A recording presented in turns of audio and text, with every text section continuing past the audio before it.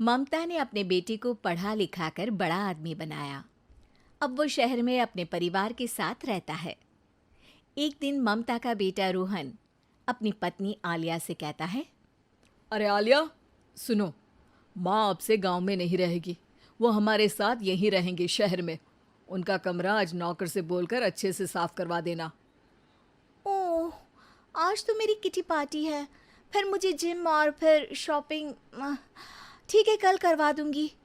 अच्छा, लेकिन माँ के सामने ये कपड़े नहीं चलेंगे। हाँ, तुम्हें साड़ी या सूट पहनना होगा।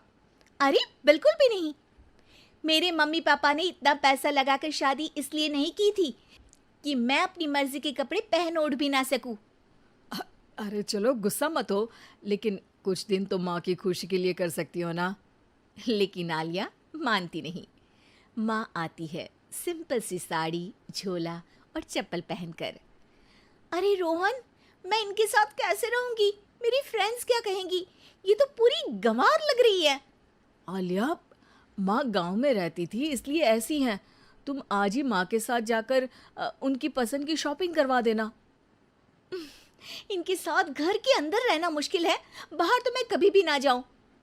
रोहन को आलिया पर गुस्सा आ जाता है। माँ। हाँ बेटा। वो माँ को ले जाने के लिए उनका हाथ पकड़ता है कि अरे माँ, तेरे हाथ अभी तक इतने कड़े हैं, तूने इसका कोई इलाज नहीं किया? अरे बेटा, इसका कोई इलाज नहीं। वैसे भी मुझे कोई शर्म नहीं कि मेरे हाथ मुलायम नहीं है, क्योंकि इन्हीं हाथों से मेहनत कर मैंने तुझे बनाया है बेटा।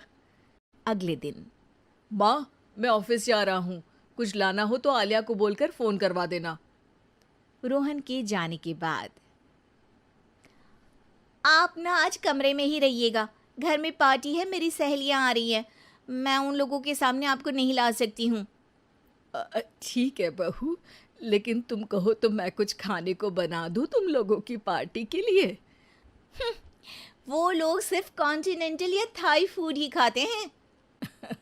कोई बात नहीं, कभी इंडियन खिलाने वाला कोई मिला नहीं होगा ना।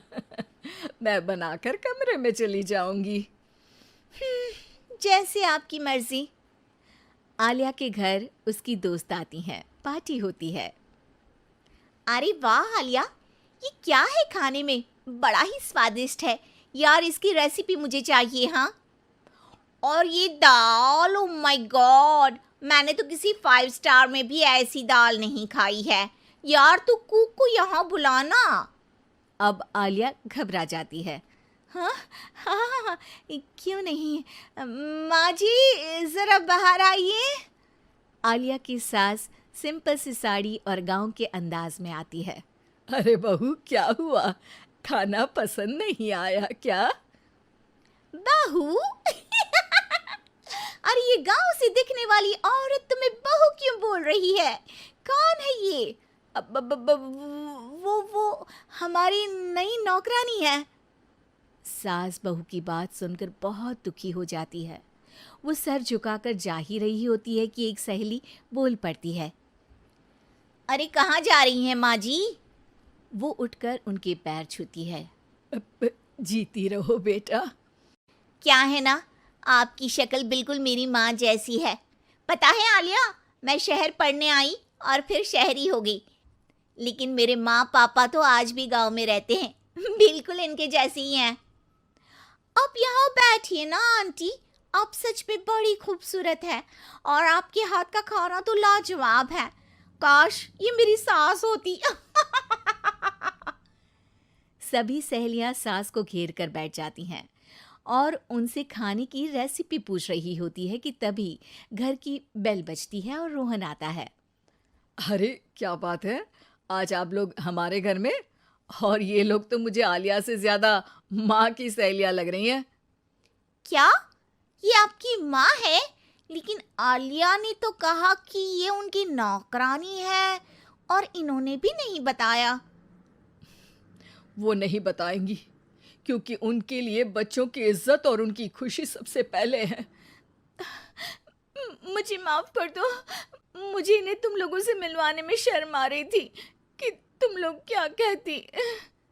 अरे अब तो हमें शर्म आ रही है कि तुम हम लोगों की सहेली हो। हाँ, जो माँ जैसी सास को नौकरानी बोले वो हमारी सहेली नहीं हो सकती। ये बोलकर सभी वहां से जाने लगती है कि सास बोलती है, आलिया की तरफ से मैं तुम लोगों से माफ़ी मांगती हूँ। उसने जो कहा उसके लिए मैं उसे माफ़ करती हूँ। अब तुम लोग भी उसे माफ़ कर दो, क्योंकि अगर तुम लोगों ने उससे दोस्ती तोड़ी तो फिर मेरे हाथ का खाना कैसे खाओगी? नहीं नहीं आंटी, जरूर आएंगे, लेकिन अब आलिया की नहीं बल्कि आपकी सहेली बनकर।